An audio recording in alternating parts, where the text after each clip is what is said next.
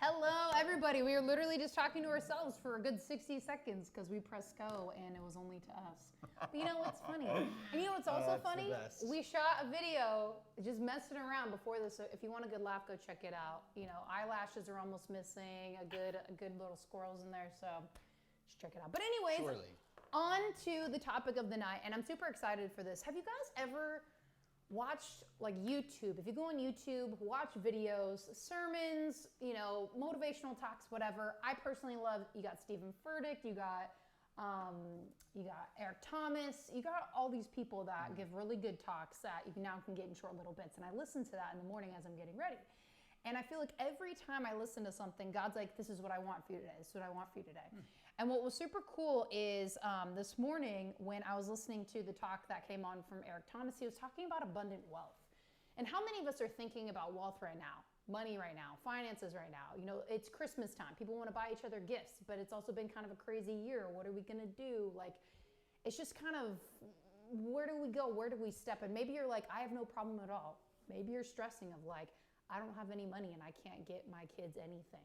At the end of the day, wealth is not always about money. And Eric Thomas said something so powerful this morning. This is what I really want to touch on when it comes into relationships. And I was talking with Johnny. Wealth isn't always about money. Yes, abundant wealth isn't always about money. And so when he was starting this off, it was so powerful because you can't...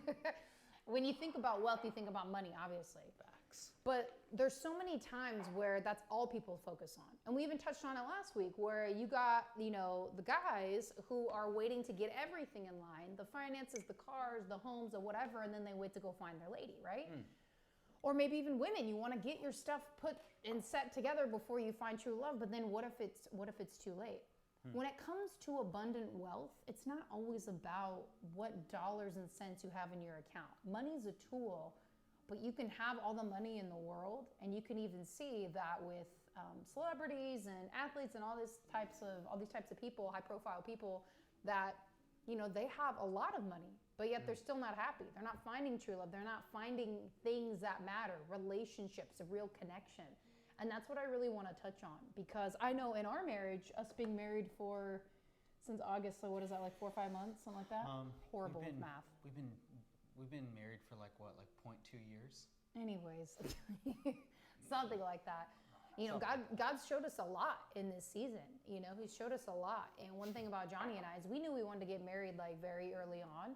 But then we also, you know, didn't take all these years of getting to know each other. So he got me as the full package. I got him as the full package. And there's deluxe. There's a lot of bumps that come with that, and then merging things together. But what's so important, especially in this time, is that as you get more, you're always going to want more. As you don't have what you want right now, you're always going to long and look after people that have what you want. And so I really want to preface this in saying that money is not everything. And if everybody says that, and you might say, like, well, you know, you can talk about that because maybe you think we have some or this and that, whatever. True. We never try to showboat that ever. But what I can say that we are rich in is in love and relationships. And that's what I really want to focus on this segment, because at the end of the day, like... I'm from the hood, though. So money kind of makes a huge deal. You are not from the... Okay, actually, you are from the hood. But San you are not hood. Raise your hand if you think San Bernardino's hood. Okay, so it is hood, but Johnny is anything but hood. This is the most whitewashed Mexican I've ever met. Can I get a raised hand to that? I'm just... Raised hand. You and your brother. Anyways. I'm going to be like Kermit. Sips tea. So anyways, but seriously though, on a real note, like... It really isn't everything. And yes, money is a tool, and it's an important tool to help you sustain and live, absolutely. But for those of us out there that are just striving for that, striving because, like, okay, I got to make this check, and yeah, there's a level of provision, but when you do have that money, you do have that provision, what are you thinking for thereafter? Like, how are you rewarding yourself with the people that you love? You know, how are you spending time with them? How are you putting them first? Because at the end of the day, we can sit there and hustle all day long, but there's going to be a time where money like absolutely does not matter. You can have all the money you could ever want, but it absolutely does not matter. Facts. And the real abundance is in love and in relationships. And so I want to question. Oh, yeah, tap in. Actually, tap in. What are you gonna say? No, I was going to tap you in like literally right now. So I'm trying to figure out what is, because like I know you and I kind of come together, but I want to know, what are you trying to like really convey here? Like, what's the real like message that we're like trying to like? Is that a joke? No, not at all. It's not a joke? No, no. So the not real... at all. No, because I there's don't know like if a he's ever pulling multitude. my leg or Because not. check this out. Here, what I'm gonna say is this: is that the crazy thing is that like if we're kind of talking about like money a little bit. We're talking about abundance and wealth. Got But most people, when they think of that, they think of money. But the true abundance and wealth has nothing to do with money. It has everything to do with love and real connection and relationships. What's crazy is that, of course, we're biblically inclined. So the main thing that, like, I think it's wildly fascinating because the Bible talks about finances far more than I think people understand. Like, finances and spirituality, like, go hand in hand. Because why is it that God is so, like, I think it's so fascinating how God kind of, like, parallels himself to money. Not because, it has, like, anything comparable to God himself, but it's the fact that it's one thing that we esteem almost just as high as God. He says, you either serve me or money, right? But it's so funny because even in Ecclesiastes, Solomon was revered as the richest and wisest king of them all. And even, I forget what verse it is, but you could probably look it up if you type it in on Google right now. It says that money, he said that money is the responder to all things.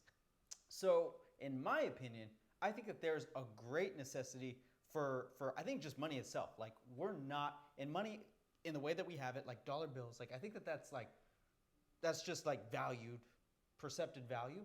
I don't think it itself has any Oh value yeah, because worth there's a itself, ton of different right? currencies out there. But we're so fixated on getting that thing, which is super strange. So now I see where his question lies. He's like, Right. what's the Because primary we can go focus like of a this? variety This of is different true, things. this is true. And so sometimes I'm like, are you pulling my leg? Like, what are you doing? We talked about this. Yeah, no, we talked about So I guess to boil it down, instead of making this like, a black hole in the universe of where we could go topic-wise, bringing it in is, making money the idol.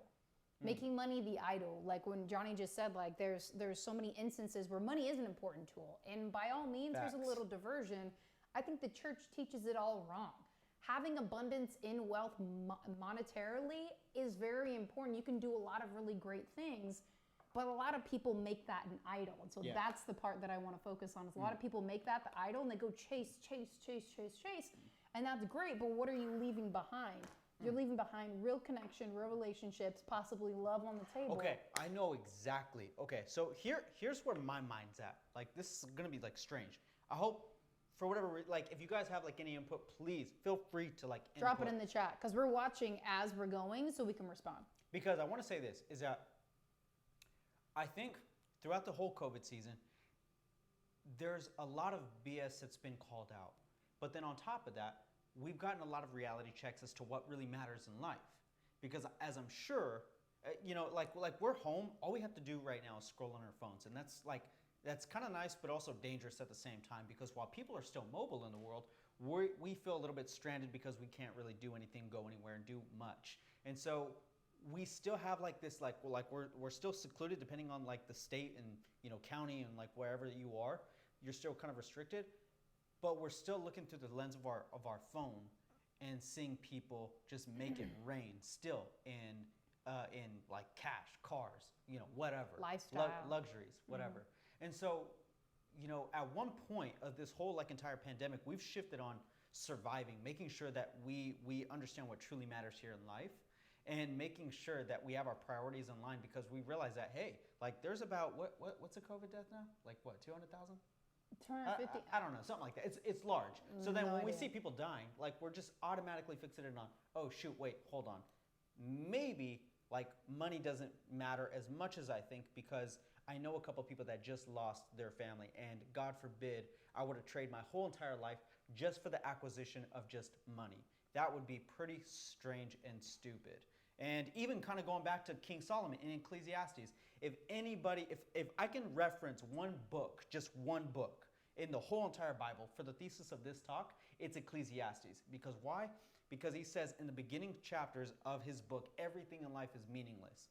When you kind of boil down just our basic, like just life, we have our bodies, we have air, we have like basic fundamental things. Anything outside of that is going to be pretty useless. Because useless, in my definition, is something that's like, it's like wavering. It doesn't last. It's going to eventually fade. Right. And so when you look at the context of things that are useless, we have to recorrect what in life is actually meaningful, because like for me, for example, like I'm looking at this article from David Ramsey, and he says that one of the leading causes of, and I'm sure there's far more statistics that kind of go inside of this, is that one of the biggest factors in divorce right now, it just even within the Christian community, within pretty much any community, is finances.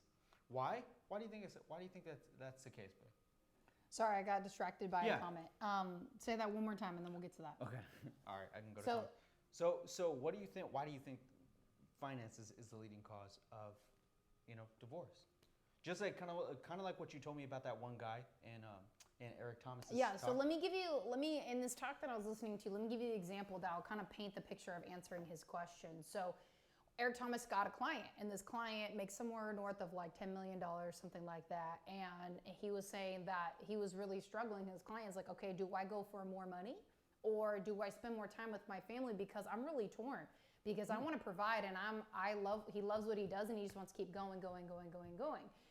But then Eric goes, okay, well then if you make all of that money, yet you don't have your wife and child to, enjoy that with, is that what you want? And he's like, absolutely not. So then Eric goes, well, you have your answer. And he's like, okay, great. I guess we're done here. Eric goes, absolutely not. Like, you need to be able to now put in practice what I just taught you, and you're going to need to be held accountable. See, we know the things we need to do, and you've heard this probably time and time again, but the accountability of like, okay, are you actually going to go out there and do it? That is super key. So back to Johnny's point is that if you do make all the money, but you don't, because divorce could be you're making all the money, but you're not paying attention to me, or we can't make it together and we can't find a common ground, and people just want to call it quits. When marriage is a promise before the Lord, a promise before everyone, that you are not going to call it quits, even if it gets rough. Even if you're in the gutter together, you're in the together, like all of it. Like, you got to keep pushing through no matter how hard it is. And so at the end of the day, I just find that it doesn't surprise me that Dave Ramsey, who is a leader in the financial world to help people get on track and, be good with their money, to share that statistic, because it is tough, because money does has division in it, because it's going to pour into certain characteristics, jealousy, greed, if you let it. But at the same time, money's also a beautiful tool as well. Like, money, it also in abundance in the right hands, because money magnifies people, will just breed more abundance. Facts. And that is something that I love to see. And that is something that I would love to hear more about in the church, and people be able to speak on that, because it's so key. But you have to be careful, because as you make more, you're going to want more, and you're going to want to do all these certain things, but you got to check your heart posture. At the end of the day, with everything, you got to check your heart posture. So people, when it comes to divorce and money splitting them apart, whether they have a lot and they can't come together because it's drove a wedge in between them, or drove a wedge because they can't figure it out and they don't want to work through it, either way, it's tough, because money literally rules the world. And if you can't get a handle on it, and you make money the idol, then it's always going to plague you, and it's going to be your downfall. I want to tap in. Blow the whistle. Drop a like in that comment if you know that song. So I want to kind of like bring this back a little bit. In the words of Too Short, blow the whistle, please. Because the reason why is because one of the things that I think, on top of communication, when it comes to like divorce within the financial spectrum, is that I think it's also priorities. Because there's communication, like the lack of communication, which causes a lot of strain within marriages. It's actually almost come in between Molly and I a lot. Like, not almost, like it almost kind of like has, but we've always divorce or communication? No. Wait, what? No, I'm talking about like the conflict of like finances and being open communication. Oh, got it. I was like, hold on. We're two singles, self-employed. We're doing our own thing, and then now we have to learn how to merge lives financially. We got our own bills. We got to do our own thing. So it's just like easier it's hard. said than done. It's not just easier said than done. In as much as it is the fact that we literally have to lay down our pride in certain circumstances. But then also too is that when it comes to making money, like I tell Malls all about sometimes the opportunities that I get and what it's going to be at the expense of. So is it going to be at the expense of our quality time? Is it going to be at the expense of my sanity? As my famous quote, I always say sanity over salary. Get that tatted, next to no regrets. And so when I'm thinking about all these things, it's like you have to like priorities definitely come a huge part when it comes to building a life of wealth. And wealth not necessarily meaning money, it's only just a portion of that thing. And so we're coming close to Christmas. Christmas is about like 4 after weeks, Thanksgiving. like 3 weeks, Yeah, whatever. in between Thanksgiving and Christmas, like we literally are in like this chasm of gratitude between holidays. And so on top of gratitude, we also have to think about the spectrum of life that we're living and what actually matters. Because again, within this COVID season, it's put a lot of people in perspective as to like what actually matters. But let's talk about priorities for a sec. So Phoenix, I think? Phoenix life coach. F-E Nix. Phoenix. Anyways, go life on. coach. So he's in the comments right now. Sorry if we butchered that. He says, where do you draw the line between going on growth, financial, and purpose or vocation? I have a choice to make. Either I switch jobs and make more money, or I stay stagnant and continue to serve the community. Now, before I dive in, like Trey Songz, I'm going to ask you real quick. You got what all do you the think? songs. I do. You got all the songs. I do. What do I think like about a this? human jukebox. What do I think about this? This is the conundrum here. You got like 1 minute to spectate. No, I don't have 1 minute. I got No, because I'm going to break this down. Oh, okay. Just hold your... Like a lumberjack and a redwood. Okay, apparently he has all the Texas proverbs today. Anyways, so he's talking about, do I either switch jobs to make more money or stay stagnant and continue to serve in the community? So I ask you, how do you value serving your community? Because are you really staying stagnant? If you love what you do and you're serving other people and it's something from the heart and you enjoy it, God's going to provide either way. Because people look at money as like, okay, I don't have what they have. I need the nice car. I need the nice things, this and that. God's always going to provide for you if you're meant to be where you're at. Facts. So if you're serving and you enjoy that and it may not pay all the bucks, like you got to think of what kind of ripple effect, what kind of impact am I making? Now, when you make more money, what does that look like? What kind of impact are you making there? Obviously, if you're making more money, there's a different type of impact there. But you have to ask yourself, what feels right for you? And this is a tough decision. I'm not going to say it's not tough.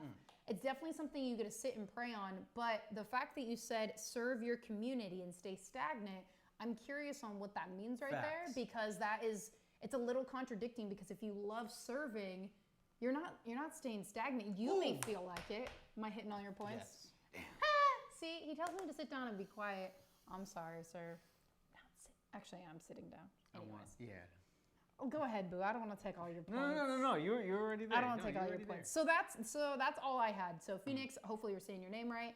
Please let us know if we're like anywhere close in the ballpark, because if you're serving, you're not stagnant. You may feel like you're stagnant, but then how can you serve more and at a deeper level, a higher capacity? Because if God really wants you there, He's going to find a way. And then this is a prayer that I had ever since I came into, honestly, the Dream Factory and where I'm at now, working with Johnny and Adam and the team. It's like, Lord, draw the people to me that need me today. Let me be a blessing to somebody today. I know what we have is going to change lives. So whether they say yes or no, maybe so, it does not matter, because I know it's going to make an impact one way or the other. Because there's a quote that I love, and I don't remember who said it, but once you get a taste of my energy, you're never going to forget it. You're never going to want to leave. You're never going to not want it. It's like a drug, because it's always going to be something you're like, what is that? What do they have? And so however you get to serve, everybody comes at where they serve with a certain type of energy, and it's going to be rewarded one way or the other. So, great job, Boo. That was a horrible high five. Wait. I'm a really bad high fiver. Right. So, one of the things that I'm going to say, Phoenix, is that there was this quote. I should have just pulled it up while you were talking. Is that you were just judging me while I was talking to see if I had what you were going to say. He's not listening. No, I'm not. It says, so this is actually a really good quote by Albert Einstein. Feel free to take it to the bank and cash it out. It's only worth 2 cents though.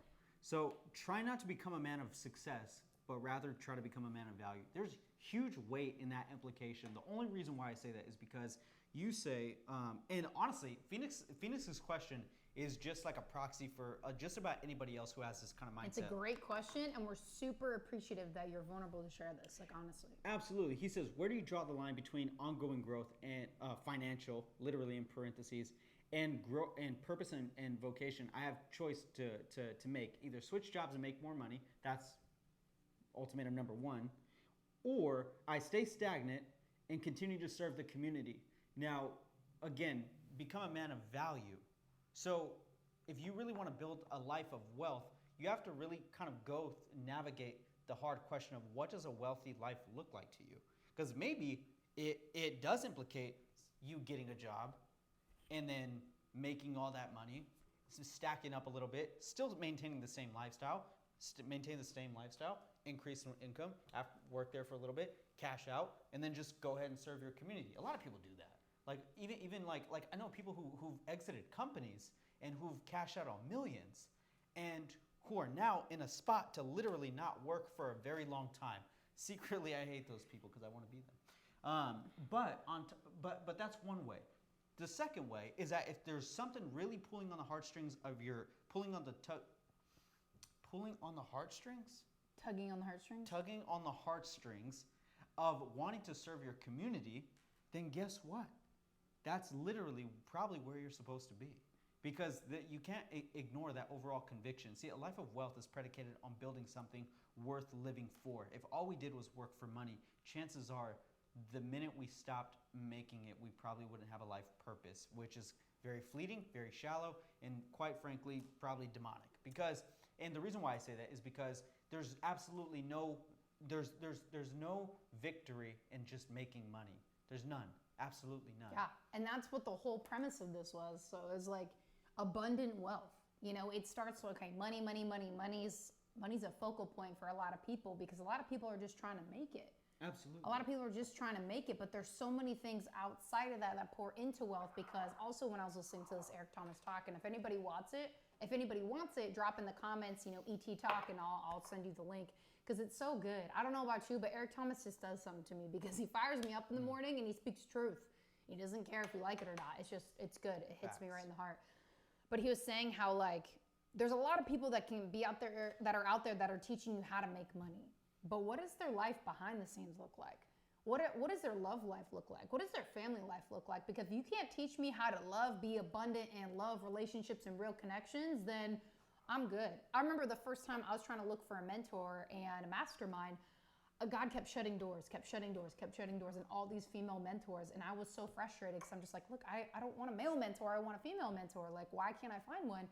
And every time I would go find one, he would shut the door because it'd be like, oh, they had this here, they had this there. I don't want you to see this. I don't want you to have that. And to the world, they'd be like, oh, that's nothing.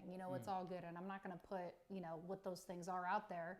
But at the end of the day, it just wasn't right for me. And it was very frustrating. But at the end of the day, it's so much more. And it's so much more about the heart posture, about who the person is, than can they understand information? Can they duplicate information? Because there's a lot of wealthy people out there that I would want nothing to do with, that I do not want their lifestyle, their boats, their cars, their whatever. I don't want any of that because as I get older, Johnny can tell you, what I'm focused on, your girl got some baby fever and I'm not going to be able to get one for probably 2 years. Why? Because we're waiting. We've got a few things to wait. What? Wait, what? Get out of here. So at the end of the day, that's what's mattering to me. It's building my legacy for my family, having children. That's the phase that I'm in. But I remember just 2 years ago, I was like, I want to make it rain on all the things. But my heart posture is different because I was making money and idle back then. And God's like, nope, I'm going to rip this out from under you. But now that your heart posture is different and I see what you're doing behind the scenes to help other people, that's what matters. And it doesn't you don't need to go out and show it. You don't need to go out and showcase hey, I did this, look at me. Just go do it because God sees that. And that's the only person that actually matters seeing it. Not your husband, not your wife, not your family, nobody. And so at the end of the day, money is such a great way to tie all this in, but it's so much deeper than that. So what are you neglecting or honestly letting go of or just saying not yet because you're so busy wanting to make that money? Because we all have the same 24 hours in a day. And yeah, go out there and get yours. Hustle, do your thing. There's times where we work 7 days a week and there's times where we only work 5. And we make time for each other because I don't want to build my legacy at the expense of I can't date my husband or treat him the way he deserves. You know what I mean? At the same time, though, there is points in which we have to communicate that we're probably going to work more often than not, and that'll probably be at the expense of our quality time, only for a little bit, but then we reconvene just to make up for some of that, I guess, quote unquote, lost time. And then we communicate about it. Like that we have to say, hey, you know what? Like I'll ask him all the times because I bust my chops, get up at 4:30 during the week. That's such a phrase. And during the weekday, so I can get so much done. So come the weekend, I can have like, my mental real estate's open and I can just like chill and do other things, right? So I was trying like, hey, what are you doing? And sometimes he has to work on the weekends. And that's totally fine. You communicate, you find ways around it. But for all my married couples, daters, courters, whatever you are out there, even single people looking to date, you have to make time. You have to make time for the people you care about. Otherwise, one day you're going to be like, shoot, I didn't show up. I wasn't there for whatever reason. What? Because a couple bucks? Because you wanted to, just push your way up? Like, I get that may be a focus for some people, but who are you going to enjoy it and share it with if you're so focused on that? Like that, like the older I get, the more I'm just like, I want more deep connections and I want to be able to really understand and feel people and like network, like truly have that human connection. So that's what the whole mindset is around. And I know Jamie mentioned that she wants the ET talk. You got it, Jamie, coming your way. It's so good. So good. It really hit me this morning. Like, this is what we need to talk about because wherever you're at in your season, whatever your bank account looks like, that doesn't matter because as long as you have your health and your family, that's what truly does matter. And you can work on that hustle, that side hustle. If you don't like your job, find a way to get out of it. Just kind of like Phoenix, he's kind of stuck. Which way do I go? But God may put you in a position where you're not meant to make millions and millions of dollars, but your impact is going to be so much deeper and richer. And only you're going to know what that feels like and what that's supposed to be. Yeah. What you got, boo? I don't know. I'm feeling a little dose of the Holy Ghost. Is that one-liners all day today. There's obviously, there's a lot when it comes to, again, money in the Bible. I think, what is it in Proverbs? I forget where. Again, you could probably Google it, literally paraphrase it and say, both poverty and wealth come by the Lord's hand. And so like I just kind of like find it interesting because us as creations of human beings, we're all supposed to be ambassadors of something. Regardless of whether or not you're religious, I do think that we're supposed to, each and every person has a responsibility to be part of something or an industry, a particular something. Like I truly believe that each and every person has something. So if really money was at the pinnacle of our human being, of our very existence, I think it would be relatively useless and shallow of an existence. And so what does it mean to actually pursue things above and beyond just the pursuit of money, and especially in our generation now, just the pursuit of clout, because I don't think that that's something sustainable to live by any means. Yeah. And so I agree. That's all I got. I know Sophia said she loved this. It completely resonated. Thank you, girl. Appreciate you. We appreciate all you guys coming on here. Really do. Every Monday, we appreciate you guys so much. We should come on more. We should come on more? Babe, I can barely get you on Mondays. What you mean more? Like, we work a lot. And so, but I want to cover more ground. I want to be able to talk about more things because there's actually a lot of conversations that we have with just one-on-one people a lot. And we want to be able to facilitate those conversations and bring them to you and then talk about God and purpose and all kinds of things. And so, what do you say, babe? I'm down, boo. You just let me know when. I'm going to let you drive that ship. Why? Because ladies, if you always drive the ship, he's never going to drive. Give him the keys every once in a while. There's no point. I Sorry, can that hear was a you. little big. I can hear you.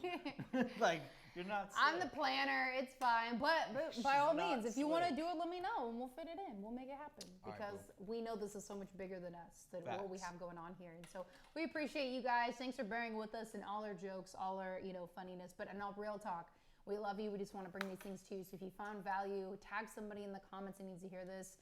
Let me know if you want that ET talk. Share this on your story. Share this on your timeline. People need to hear this kind of a message, especially right now, because you never know, how bad of a day they had, how good of a day they had, what kind of message is going to resonate with them. But this is something for absolutely everybody who has zero in their bank account, a negative bank account, and M's in their bank account. Everybody can benefit from this. Yeah. So we love you guys. Have a blessed week, and we'll see you next Monday. And cut.